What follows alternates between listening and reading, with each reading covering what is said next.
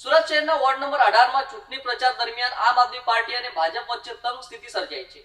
આપ નેતા રજનીકાંત વાઘાણીએ ગંભીર આક્ષેપ કરતા જણાવ્યું છે કે ભાજપના કાર્યકરોએ તેમના ઉમેદવાર ગૌતમભાઈ પટેલનું અપહરણ કરી અજ્ઞાત સ્થળે લઈ ગયા હતા અને તેમના પર ચૂંટણીમાંથી નામાંકન પાછું ખેંચવા માટે દબાણ કર્યું હતું।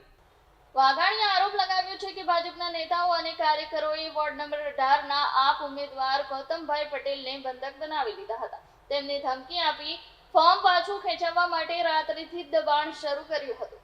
તેમણે એમ પણ ઉમેર્યું કે આ કૃતિમાં પોલીસ પણ ભાજપના ઇશારે કામ કરી રહી છે, જે ગેરબંધારણીય અને લોકશાહી વિરોધી છે। જો કે પાછળથી રજનીકાંત વાઘાણીએ જણાવ્યું કે તેમણે ગૌતમભાઈ પટેલને સહી સલામત જગ્યાએ પહોંચાડી દીધા છે। ઉમેદવાર ગૌતમભાઈ પટેલ પણ પોતાની સ્થિતિ સ્પષ્ટ કરતા કહ્યું કે હું ચૂંટણી લડવા તૈયાર છું। વાઘાણીએ ચેતવણી આપતા કહ્યું કે ભાજપના નેતાઓ અને તેમના ઇશારે કામ કરતી પોલીસ ખોટા દબાણ અને હરકતો બંધ કરે। ઉમેદવારોને દબાવવાની કોઈ પણ કોશિશનો મજબૂત જવાબ આપવામાં આવશે। આ મામલે હાલ સુધી ભાજપ અથવા પોલીસ તરફથી કોઈ સત્તાવાર પ્રતિક્રિયા મળી નથી। જો કે સ્થાનિક પોલીસ સૂત્રોએ જણાવ્યું છે કે તેઓ ફરિયાદના આધારે તપાસ કરશે। આ ઘટનાએ ચૂંટણી પંચનું ધ્યાન ખેંચ્યું છે અને આગામી કલાકોમાં મામલો વધુ તાગ લેવાની શક્યતા છે। નમસ્કાર, હું રજનીકાંત વાઘાણી, સુરત લોકસભા પ્રમુખ, આમ આદમી પાર્ટી। આજે સવારે અમારા સુરત મહાનગરપાલિકાના વોર્ડ નંબર 18ના ઉમેદવાર ગૌતમભાઈ પટેલને ભાજપના લોકોએ ગઈકાલે રાતથી બંધક બનાવી દીધા હતા। એટલે કે એમને રીતસરનું એમનું અપહરણ કરી એમની મરજી વિરુદ્ધ અજ્ઞાત જગ્યાએ લઈ ગયા હતા।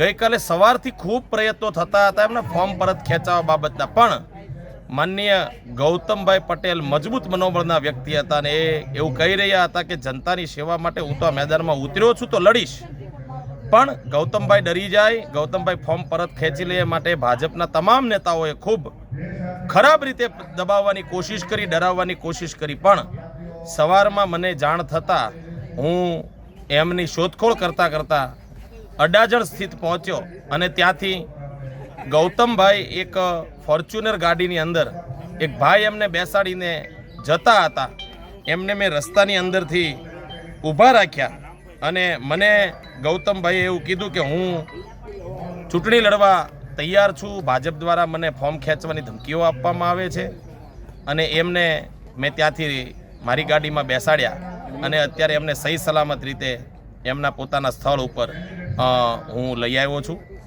અત્યારે આમ આદમી પાર્ટીનો કાર્યક્રમ ચાલી રહ્યો છે, એમાં અમારા ઉમેદવાર ગૌતમભાઈ પોતે પણ હાજર છે। આ ભાજપની આખી આ જે ચાલ છે એ આમ તો ઘણા વર્ષોથી હવે એમની ટેકનિક બની ગઈ છે, પણ એ એક સમયની કોંગ્રેસ હતી કે જેમાં પ્રતિકાર નહોતી કરતી, આમ આદમી પાર્ટી છે। આમ આદમી પાર્ટી કંઈ દબાશે નહીં, ડરશે નહીં અને તાકાતથી અમે જવાબ આપીશું। એટલે ભાજપના નેતાઓને એના ઈશારે કામ કરતી પોલીસને મારે કહેવાનું છે કે તમે ભાજપના નેતાના ઈશારે ખોટા ધંધા કરવાનું બંધ કરી દો, અમારા ઉમેદવારોને દબાવવાનું બંધ કરી દો। પોલીસ તરીકે તમારી ડ્યુટી અને ફરજ છે, નિભાવો અને સારું કામ કરશો તો અમે સલામ કરીશું તમારી ડ્યુટીને। પણ તમે ટોમી બની કમરે પહેરવાના પટ્ટા જો ગળામાં ઘાલીને આટા મારશો તો અમે એનો જવાબ આપીશું। અમને કાયદા કાનૂન આવડે છે, અમારા કોઈ પણ ઉમેદવારોને દબાવવાની કોશિશ કરી છે તો આમ આદમી પાર્ટી મજબૂતાઈથી એનો જવાબ આપશે। આભાર। ભારત માતા કી જય।